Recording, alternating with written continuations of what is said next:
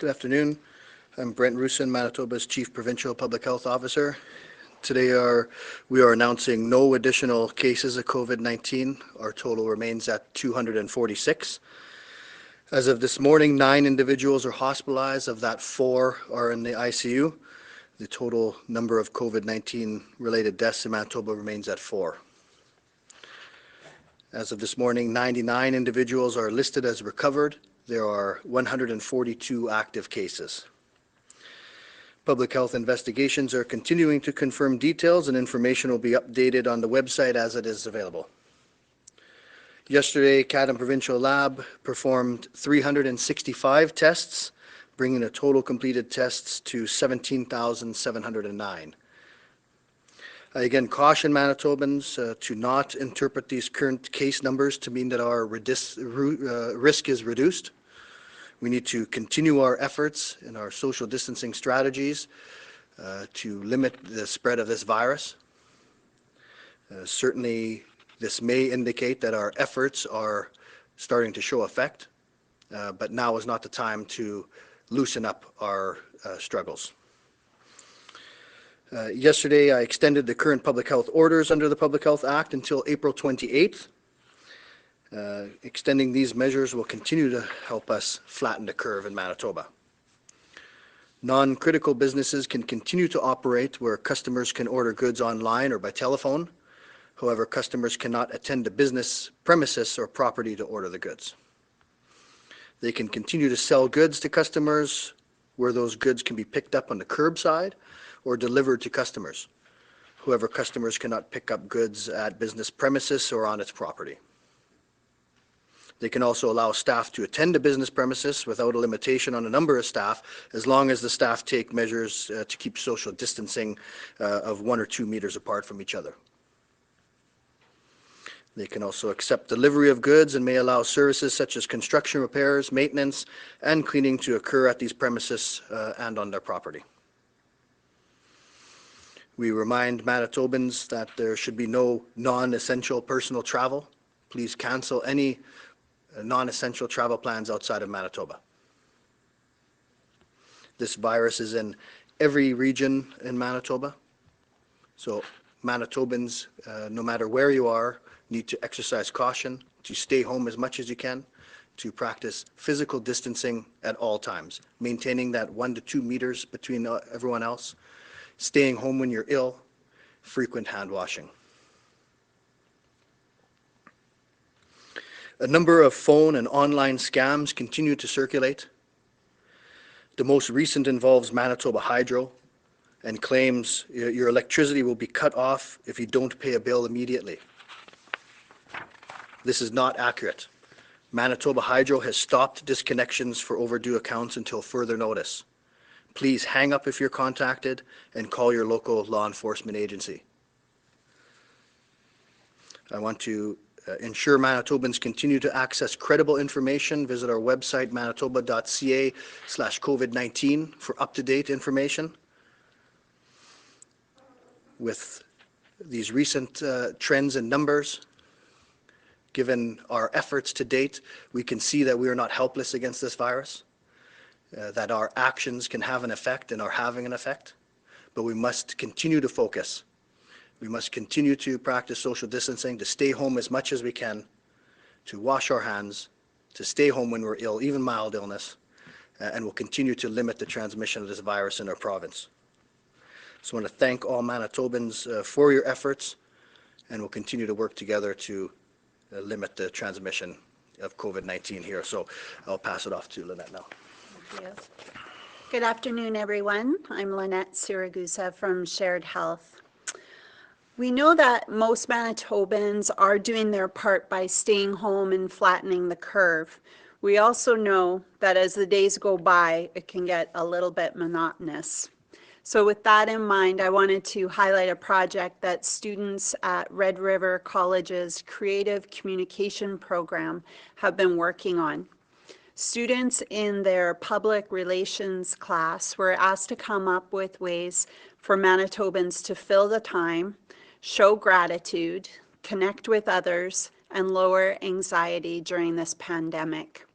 They came up with some fantastic ideas, such as putting a teddy bear in your front window or posting one online to show your support for essential workers, decorating your mailbox to show support for postal workers and delivery drivers, encouraging people to participate in a 30-day challenge to better your life and improve your community, and also sharing and learning a skill. So these are fantastic ideas that will give families something to do in this time of social and physical distancing and allow us to feel better and get better. So thank you to these students for their efforts, and to their instructor, Melanie Lee Lockhart, for coming up with their assignment, and also to Ace Burpee for championing it. On to operational matters. So a couple of hours ago, the Premier announced that healthcare workers will be compensated if they need to self-isolate for 14 days due to possible exposure to the virus in the workplace, even if they are asymptomatic. So should a worker become symptomatic while isolating, they will be compensated with their sick leave benefits, which are detailed in their collective agreement. We have spoken before about the significant impact it can have on our operations and on our patients when staff members come to work ill. And that's part of the reason why we have put staff screening at entry to the workplace. And we know that staying home and self-isolating can be a challenge for some staff who may not have banked time, sick time, or vacation time. So on behalf of staff across Manitoba, we are really appreciative of this initiative. I want to let you know about a new assessment clinic that will be opening tomorrow at Sergeant Tommy Prince Place on Sinclair Avenue. This is a new clinic similar to the one that opened up last week at the St. James Centennial Pool. It offers primary care services to Winnipeggers who have tested positive for COVID-19 or who are experiencing respiratory symptoms that need to be seen in person. People should call their family physician or their primary care provider to determine if they need an appointment. And individuals across the province who need primary care are encouraged to continue to connect with their care providers and arrange for appropriate treatment options for their needs. And this may be a phone visit or a virtual visit, and it could be an in-person appointment or even a walk-in option. In addition to the Sergeant Tommy Prince Place, they will be offering a designated testing site for the virus, with resources now moving away from the Mount Carmel Clinic. So Mount Carmel Clinic will now return to its normal function of providing primary care services to the community. So hours for both the clinic and the testing site at Sergeant Tommy Prince Place will be 9 to 5, 7 days a week. And meanwhile, the community testing site in Brandon has completed its move to a new drive-through location.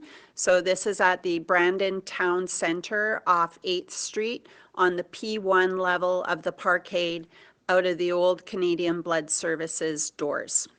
The relocated site should be open now, and its regular hours will be daily from 8 till 4 p.m. And for up-to-date information on our community screening sites throughout the province, you can go online to manitoba.ca/COVID-19. And I also just wanted to talk about the long-term care facilities for a moment, because that came up yesterday, and since the beginning of this pandemic, we have recognized that elderly residents living in these facilities face an elevated risk to their health. And we have seen some terrible effects of outbreaks in care homes, both in this country and around the world.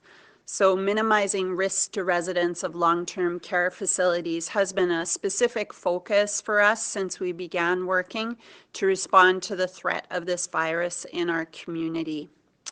So I have confirmed that throughout Manitoba, the staffing levels at the personal care homes do remain stable, and they are making sure that there are staff available to provide service to the residents in the home.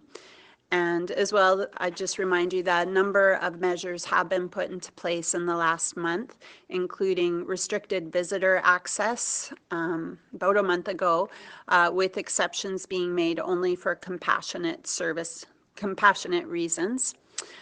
We also suspended in-facility programs that brought large number of residents into one space and closed dining rooms to encourage social distancing. We have enhanced screening for staff to identify who is ill or symptomatic and ensure that they are allowed to go home and in many cases be tested. And we have increased education about the importance of hand washing and have directed staff to ensure that they're taking every precaution when providing direct care. We've also enhanced cleaning to ensure that sites are regularly wiped down and thoroughly cleaned, and we are testing any resident with respiratory symptoms for COVID-19. When a resident tests positive, they are immediately isolated from other residents at the facility. Contact tracing commences immediately to ensure anyone that has sustained close contact with that person who tested positive will also be isolated, and another deep clean of the site then occurs with an emphasis on areas where the patient and contacts were known to frequent. So we are very much focused on protecting the health of home care residents and are open to any new options that allow us to further minimize the risk of exposure to COVID-19. We're also working on implementing additional personal protective equipment across the sites this week and into next. So these are not easy measures, and we are trying to be careful to ensure that we have a proactive approach to managing this virus, but also have a little bit of room for compassion. And at every decision point, we need to take into consideration the safety and the health of our staff and our residents, with the important supports and human interaction that are also very necessary for this population. And finally, I just want to let you know of a new guideline that has been approved through our incident command, and it's regarding the food preparation and delivery. So the generosity of restaurants and businesses has been on full display this past month and very much appreciated by our staff and residents and patients when they receive it. So we want to thank everyone for their support. Working with the infection prevention and control experts, we've developed some guidelines to allow for these deliveries to continue, but still take precautions to prevent the spread of the virus.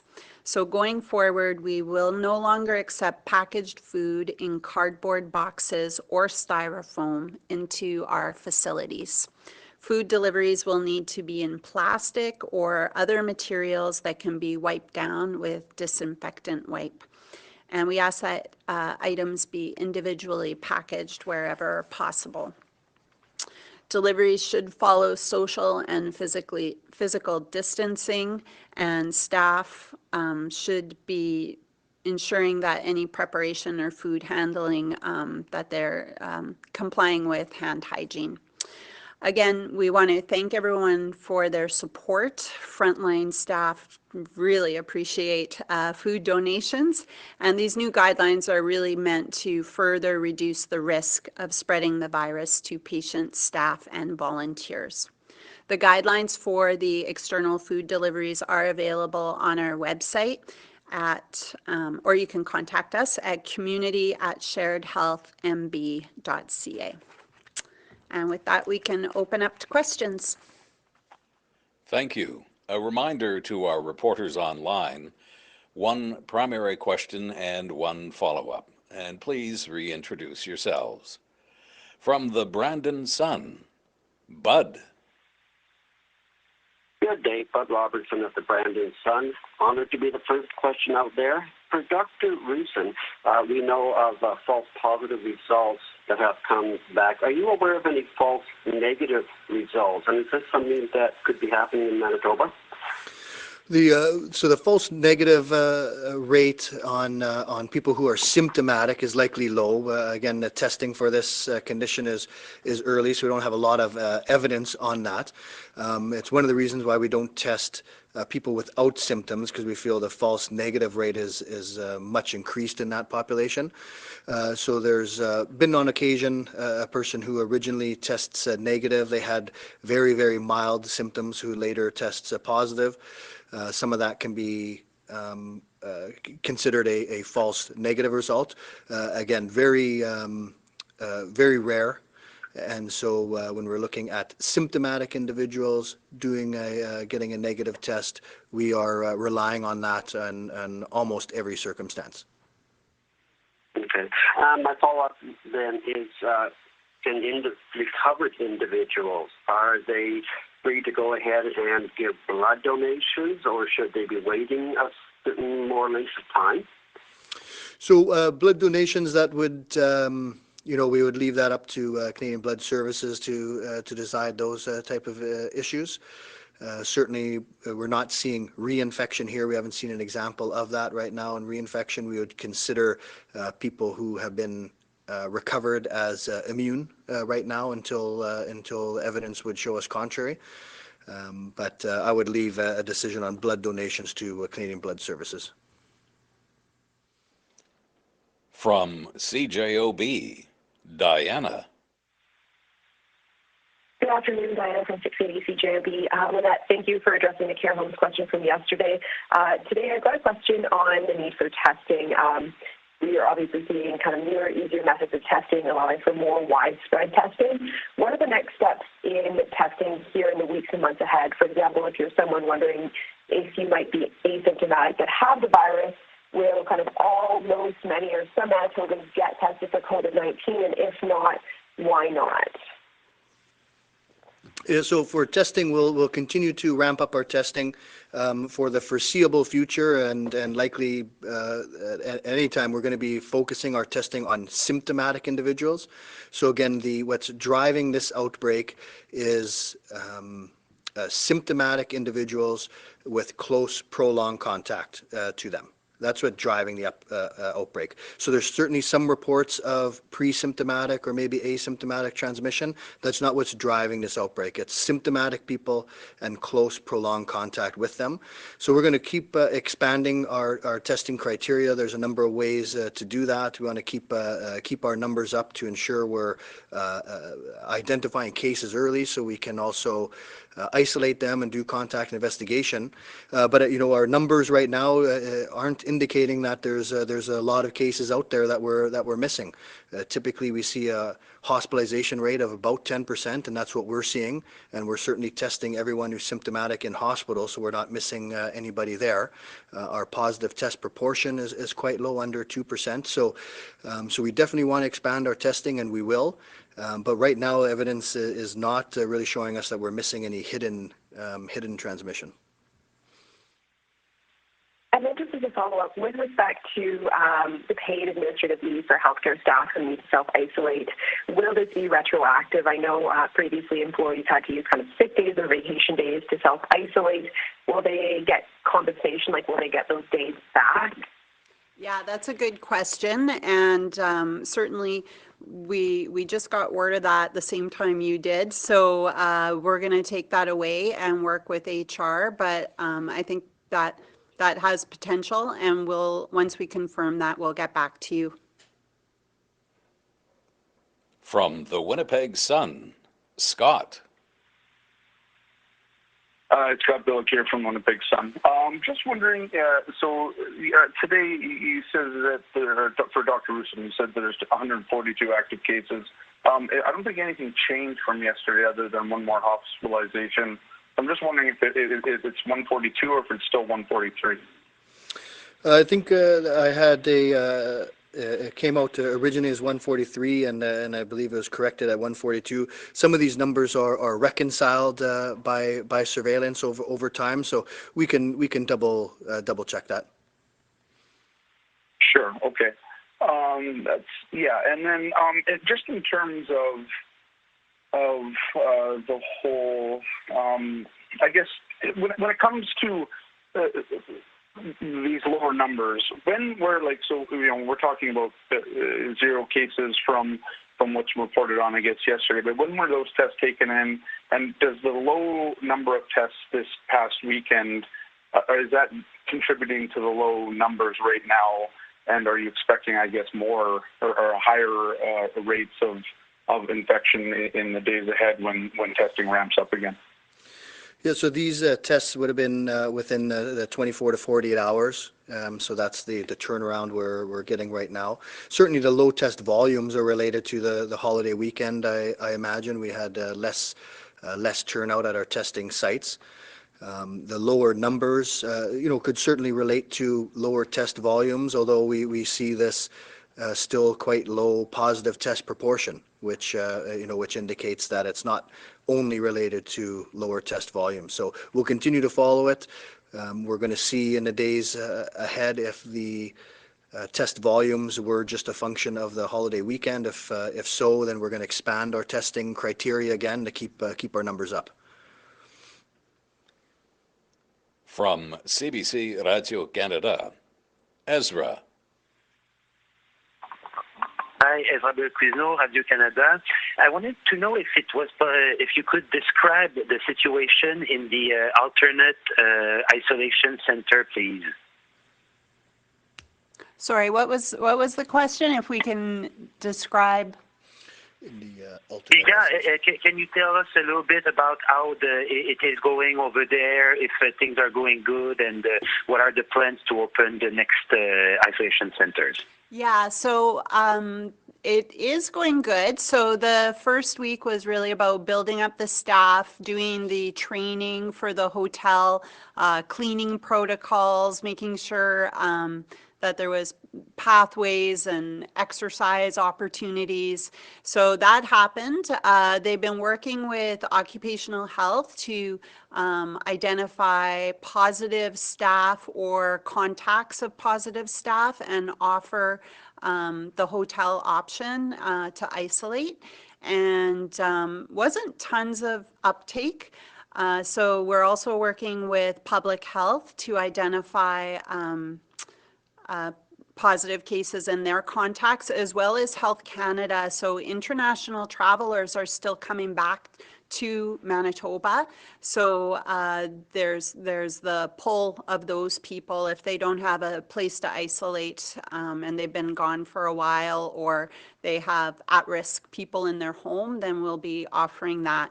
So it's been going good. It's not as big a uptake as I was expecting, but I think word of mouth is getting out there. It certainly has been an appreciated option. And I think now that the protocols and processes are in place, then we can start to expand and share all those infection prevention and control protocols with the rest of the hotels throughout Manitoba and expand the option to other regions as well. Okay, thanks. And is it possible to know how much people are how much health workers are working over there, and how much Manitobans are staying in those centers? Yeah, so there's only 2 people right now working there. So they're receiving the referrals, they're setting up the people to be in the hotel. And I will get a number for you. They haven't been very high numbers though, but I will get that for you for tomorrow, okay? From CBC Manitoba, Bart. Bart McKeever, CBC.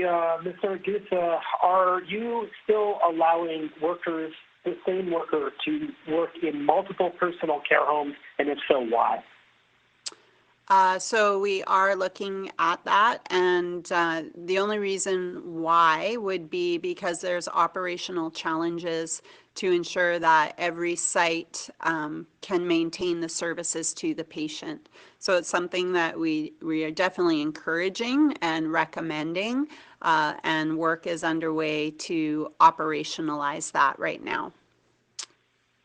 And I will also just let you know, oh, sorry, Bartley, but just to let you know that I've just been informed that the offer for the healthcare workers to get paid administrative leave will be retroactive to March 1st. Oh, thank you for that. I have hopefully that doesn't use my follow-up. My follow-up questions for Dr. Rusin. Doctor, I know that you track the ethnic background of people who are infected. Do we have a First Nations case in Manitoba yet? So we are working right now on those identifiers. When we have a solid identifier and a solid plan working with our First Nations partners, then we'll start communicating some of those numbers out. So at this point, we don't have anything to share. From CTV Winnipeg, Michelle. It's Michelle Gerway from CTV Winnipeg. Can you confirm any positive case clusters linked to any of the Manitoba cases, and how many there have been and how large are they? Clusters. So, yeah, I don't really have any detailed information on clusters to discuss. Certainly, as a matter of a contact investigation, we're going to trace contacts and follow them, and so certainly we know a significant proportion of our current cases are close contacts to cases. We did a bit of an analysis on our first 121 cases, and the first 121 cases had a total of 397 contacts. Of those contacts, 37 developed COVID-19, so that would give us what we call a secondary attack rate of 9%. So the proportion of those that were exposed that became ill. Thank you. Then this is for Lynette. Can you go over what home care services are being scaled back, and do you have any inclination as to how long that will last for? Yeah, so the home care team has different priority services, so priority 1, 2, and 3, I believe, and priority 3 is what they're particularly looking at right now. So those are non-essential, well, they're all essential services, but they are things like just more hygiene, housekeeping kind of things that are done maybe on a less frequent basis. So things that would be like wound care or medication administration, those would keep going because our goal is to make sure that people can stay at home, are optimized at home, and we don't want any issues where they can't stay at home and have to come to the hospital because of service reductions. So it would be things that are more elective in nature, and they would all be assessed on a case-by-case basis. So if someone absolutely needed something, even if it was a level 3 and more elective in nature, then consideration would be given to that. So, and I do believe that, you know, it's kind of, I think they're looking at about a short term, like a week or two, just to replenish kind of the staffing. They want to look towards virtual visits as well, if possible. Again, just making sure that staff, the risk to staff is minimized, and yeah, so I think a week or two would be the goal, and only if it was able to be done safely and on a case-by-case basis. From the Canadian Press, Steve. Oh, hi, it's Steve Lambert from the Canadian Press. I've got a question on the testing. I know Dr. Roussin mentioned the numbers were down a bit yesterday and in previous days, likely because of the long weekend. Just want to double check. There is still no backlog at the Cadham lab, correct? These numbers are down solely because of demand and not because of capacity? That's correct. On Friday and Sunday, the amount of submitted swabs were quite decreased compared to normal. So Saturday we still saw about, I think, 850 tests that were run. But there is no backlog at this point. The Cadham lab's working on that, about that 48-hour turnaround right now. Okay, and we've seen in some other jurisdictions talk about reopening the economy, easing the restrictions gradually, releasing plans. Or the Saskatchewan government has talked about releasing a plan to reopen the economy gradually if the numbers stay low. And I just want your thoughts on that. If we have low numbers, some people are taking that as a sign that we may be over the hump.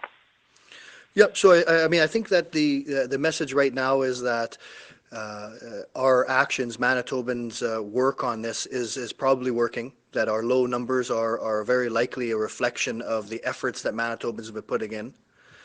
We know that if we let up on this now, we could see a reversal in this trend and start seeing these numbers climb.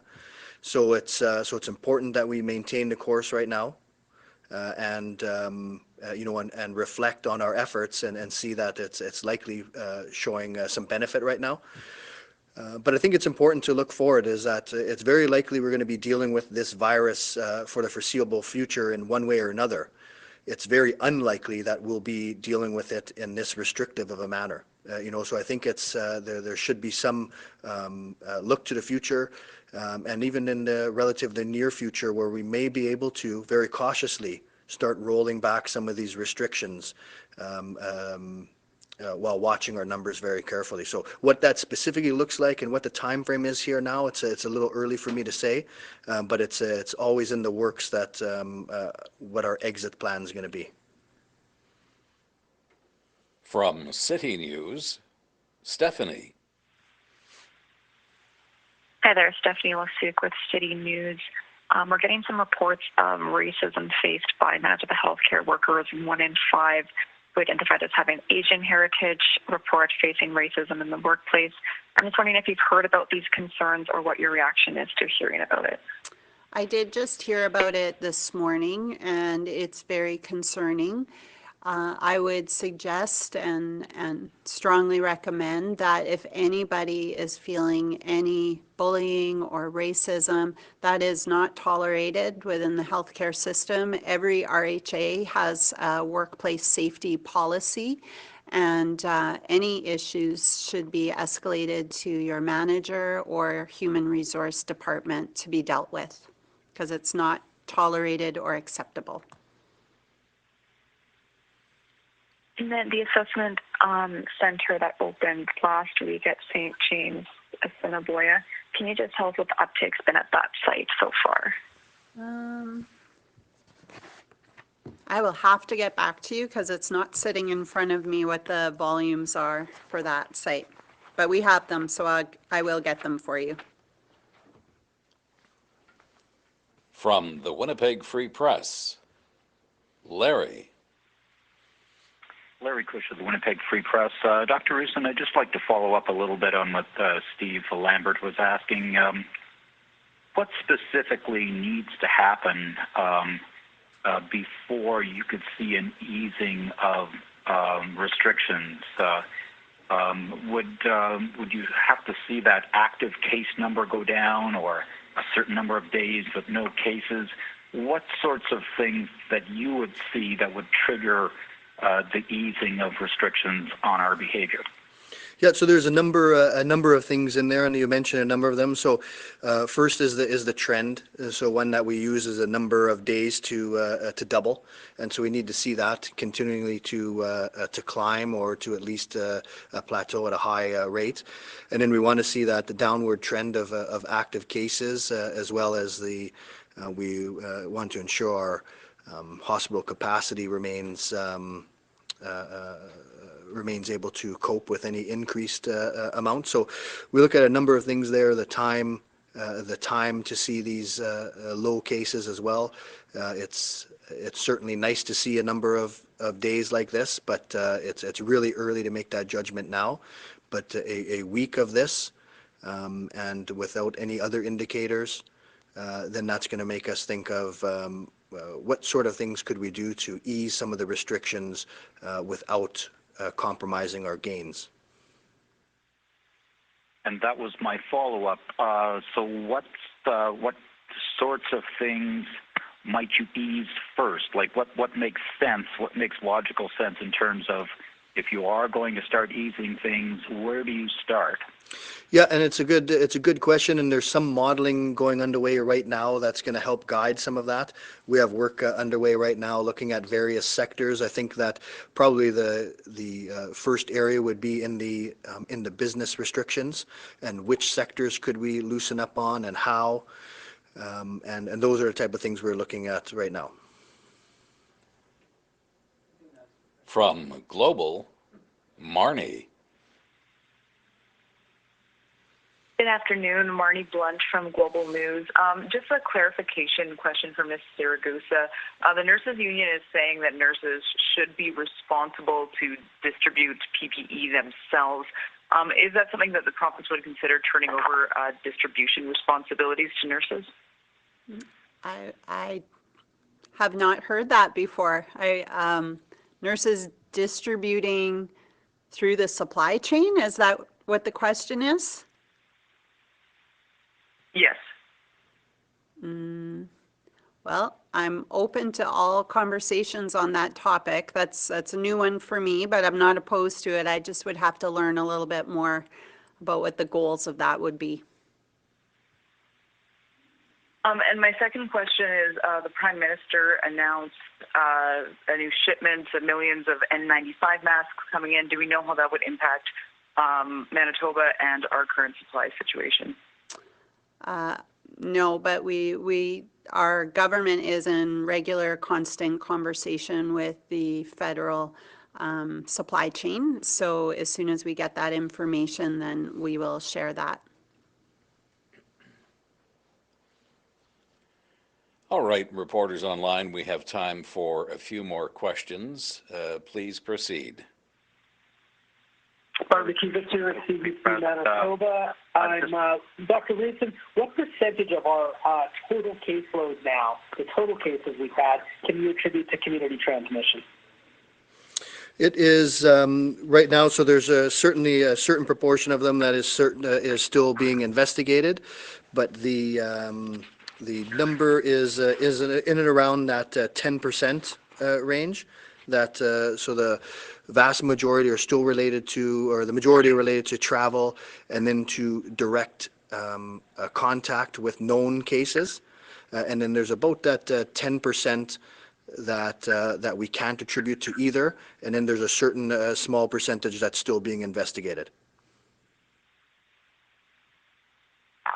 Larry Kush of the Winnipeg Free Press. I have a question for Ms. Siragusa. Do you know currently how many healthcare staff are ill or in self-isolation? I'm just getting that information. I will give you a more fulsome report tomorrow.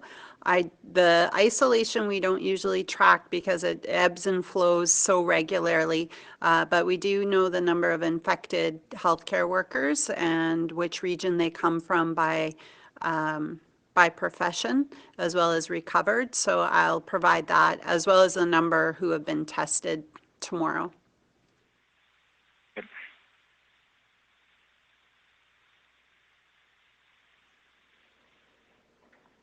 It's Michelle Gerwin from CTV.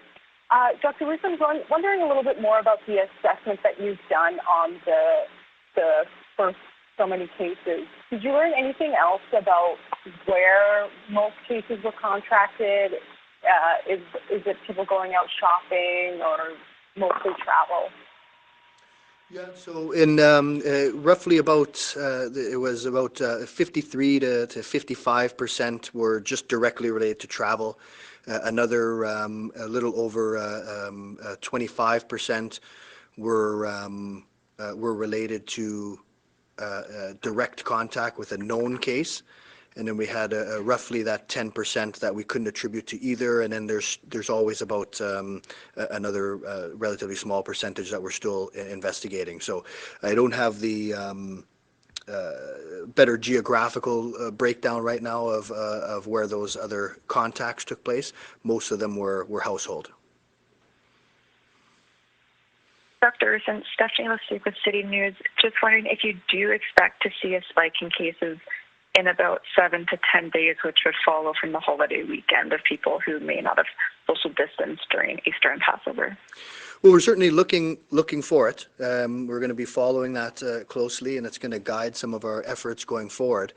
I'm not sure I could say I expect it necessarily. We've had a number, our cases are still largely related to travel or to direct contact. So we're going to be watching that closely, and you're right, it's going to be about that 7 to 10 to 14-day mark where we might expect to see a spike if things didn't work well on the weekend.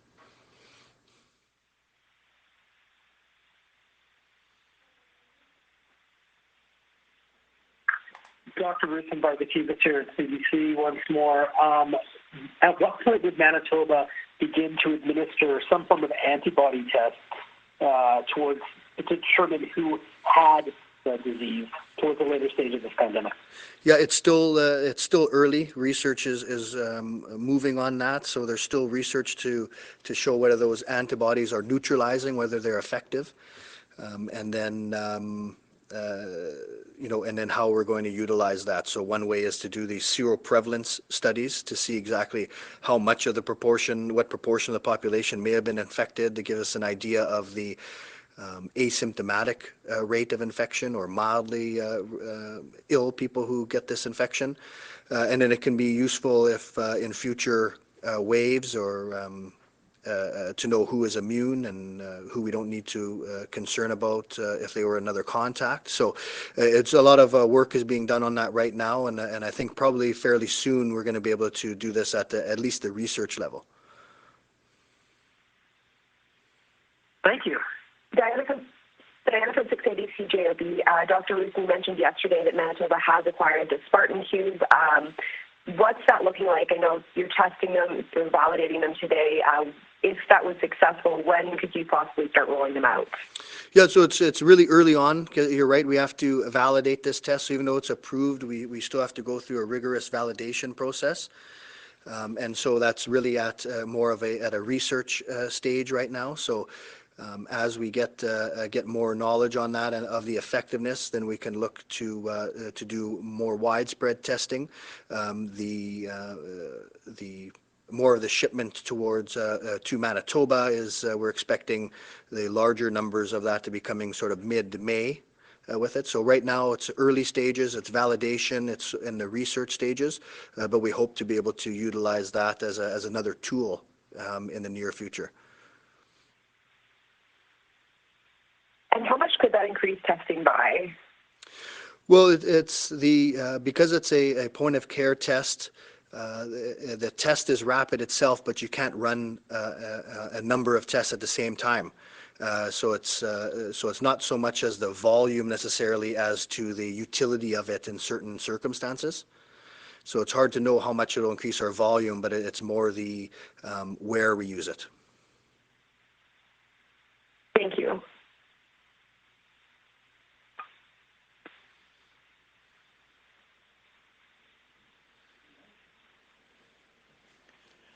We have time for one more question.